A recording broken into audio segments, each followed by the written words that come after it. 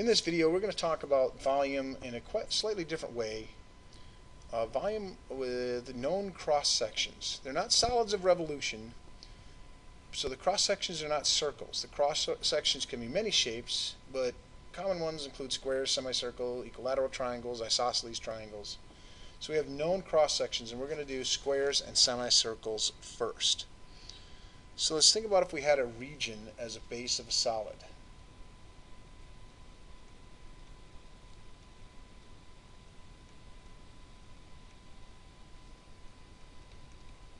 Okay, so we'll just draw a region like this one. Okay. And it says cross sections perpendicular to the x-axis are squares. So that means that if I take and slice this solid open, then what I'd be seeing if I turned it to the side, and I'm going to draw it like it's supposed to be coming out as a square.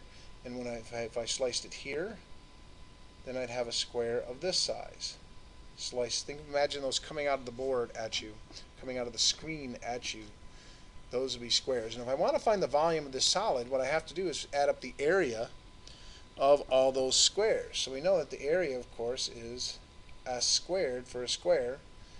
And if we go from A here to B on the x-axis, our volume for this would be the integral from A to B of side squared. Now if it's a semicircle, the area of a semicircle is 1/2 pi r squared. Half of a circle. So pi r squared is the area of a circle and half of it. However, if we're looking at this region and we were drawing out semicircles instead, this would be the diameter, not the radius. Well, the radius is 1/2 the diameter. So this area would be 1/2 pi times 1/2 d squared, which is 1/8 pi times d squared, and you multiply it out. So the volume of if this cross sections are semicircles would be pi over 8. 1/8 pi is pi over 8. The integral from A to B of d squared. So notice how similar those are. How similar they are when we look at those. Okay, so let's look at an example here. Region R shown at the right is the base of a solid. Find the volume of the solid where the cross sections perpendicular to the x-axis are squares. So in other words, if I draw anywhere in here and draw, this would be the side of the square, and it would be coming out the screen just like that. Okay, and so we have to find S. Well, S is that distance between this curve and this one, which is that distance is x plus 2 minus 0.1 e to the x power. That would be the side of that square. And so if I want the volume would be the integral from 0 to 3, from 0 to 3 here, of this x plus 2 minus 0.1 e to the x quantity squared dx. There is our volume formula, and if we type that in, we get math 9. We go from 0 to 3, and it would be x plus 2, double parentheses here, x plus 2 minus 0.1 e to the x power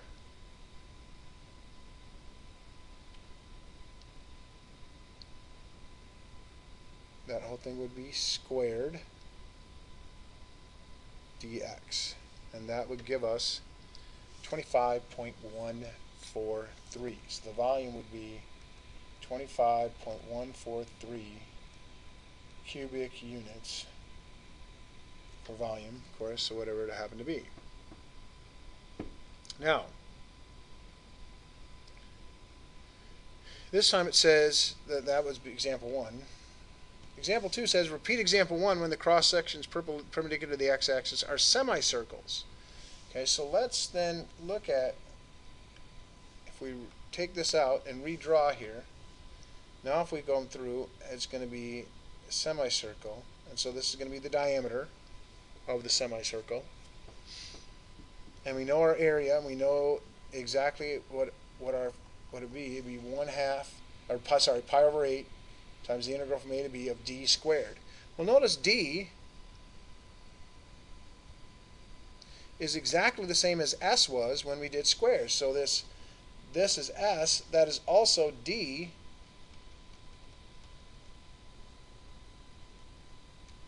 That's also d. And so our integral isn't much different. It's going to be volume, it's this time pi over 8 times the integral from 0 to 3 of x plus 2 minus 0.1 e to the x quantity squared dx. And so it's very much the same. And that, if we go back to our calculator here, we can already have that. We can just multiply then by the fraction of pi over 8 to get our new answer, which would be 9.873 or 9.874, whichever you prefer. So this volume would be 9.873 cubic units, since units weren't given to us. So the point is, when we have these, it's the square is the basic one. Square is the basic one, and the other ones are all going to depend on that. They're going to be very similar and very much the same, except we usually have to tack something on out front. Okay? So let's look at known cross sections with various triangles. Okay? Various triangles, we have an equilateral triangle,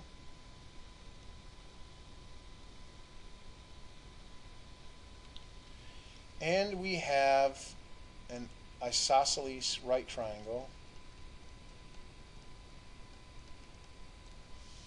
Okay. And the equilateral triangle, of course, all the sides are the same. So we have to know the area of an equilateral triangle. We know the basic formula is 1/2 base times height.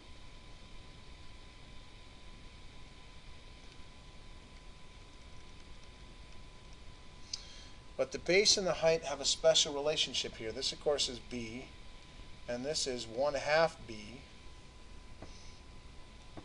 And using the Pythagorean theorem, then we can figure out the h, because we're looking at a right triangle here, a 30, 60, 90 right triangle. We also know that because it's 30, 60, 90, we know that h is the square root of 3 over 2 times b.